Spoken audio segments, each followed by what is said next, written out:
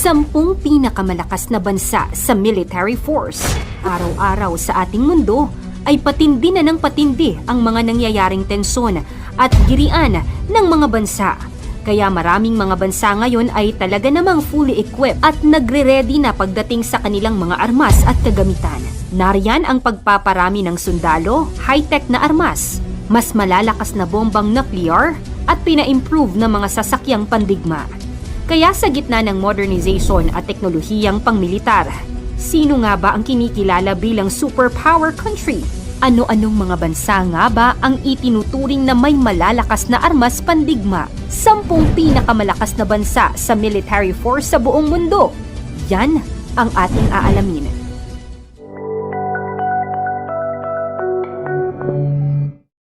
Pang-10, Italy. May matagal ng kasaysayan ng militaristikong tradisyon ang bansang Italy at ang kanilang armed forces ay aktibong nakikilahok sa mga international military missions at peacekeeping operations. Nagpapakita ng kanilang pangmatagalang commitment sa pandaigdigang seguridad.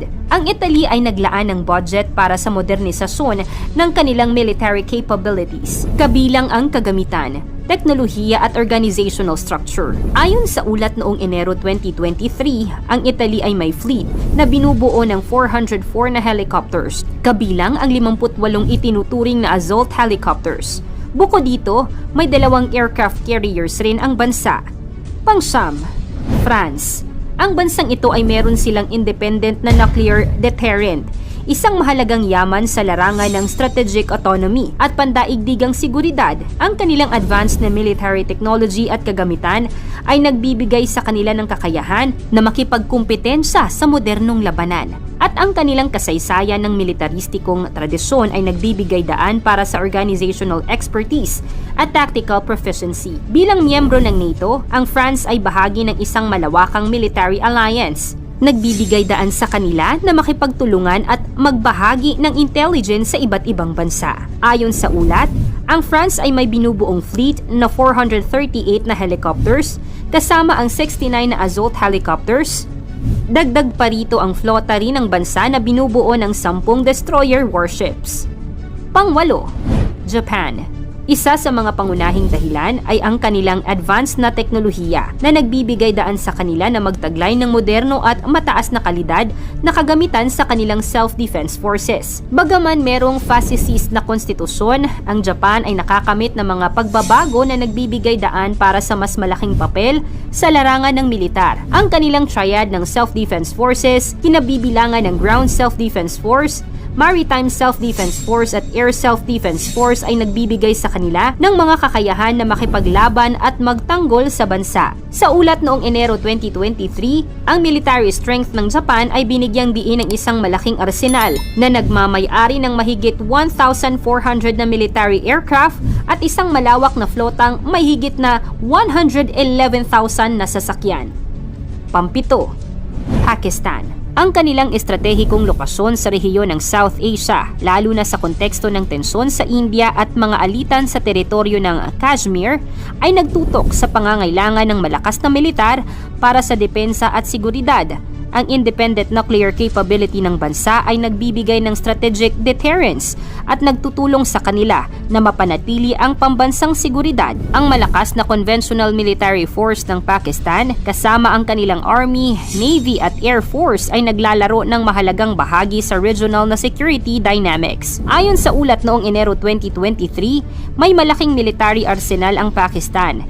Binubuo ng mahigit 3,700 na tanks, 1,400 na military aircraft, 9 na operational na submarines, at isang malakas na puwersa na binubuo ng 654,000 aktibong kasapi ng militar. Gayunpaman, ang pag-angat ng Pakistan sa ranggo ay hindi lamang dulot ng kanilang lakas sa militar. Pang-6, South Korea. Ang kanilang kakayahan ay nagmumula sa iba't ibang mga kadahilanan. Isa na rito ay ang pangmatagalang tensyon sa Korean Peninsula, kung saan ang North Korea ay may malakas na militar. Ang conscription system ng South Korea, kung saan ang mga kalalakihan ay required na magserbisyo sa militar, ay nagreresulta sa malaking bilang ng personnel. nagbibigay sa kanila ng malakas na manpower. Ang ekonomikong pag-unlad ng bansa ay nagbibigay daan sa mamumuhunan para sa modernisasyon ng kanilang militar, kabilang ang pagpapabuti ng kanilang advanced na teknolohiya sa larangan ng armas. Noong Enero 2023, ang bansa ay may malaking military arsenal na binubuo ng mahigit 133,000 na sasakyan at 739 na helicopters, kasama na ang 112 na assault helicopters. Panglima, United Kingdom. Ang kanilang sandatahang lakas at ang profesionalismo at husay ng kanilang mga tauhan sa British Army, Royal Navy at Royal Air Forces, ang independent nuclear deterrent ng UK, partikular ang Trident nuclear weapon system ay nagbibigay sa kanila ng malakas na kapasidad sa larangan ng strategic deterrence. Bilang miyembro ng NATO, ang UK ay aktibong nakikipagtulungan sa iba't ibang mga bansa para sa kolektibong depensa. Sa kasalukuyan, may 2 aircraft carriers ang UK na kasing dami ng China, Italy at India, ngunit kakaunti kesa 11 carriers na pinapatakbo ng US. Sa iba't ibang aspeto, kasama na ang kabuuang bilang ng mga ports na maaaring gamitin at kalidad ng kanilang aerial tanker aircraft fleet. Pang-apat, India.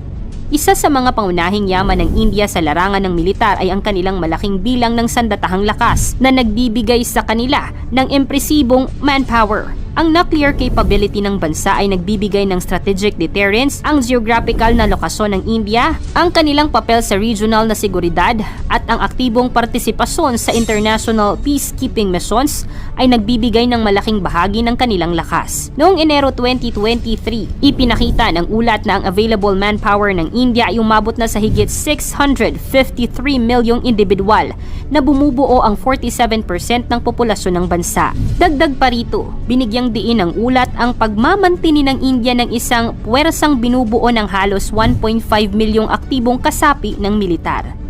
Pangatlo, China.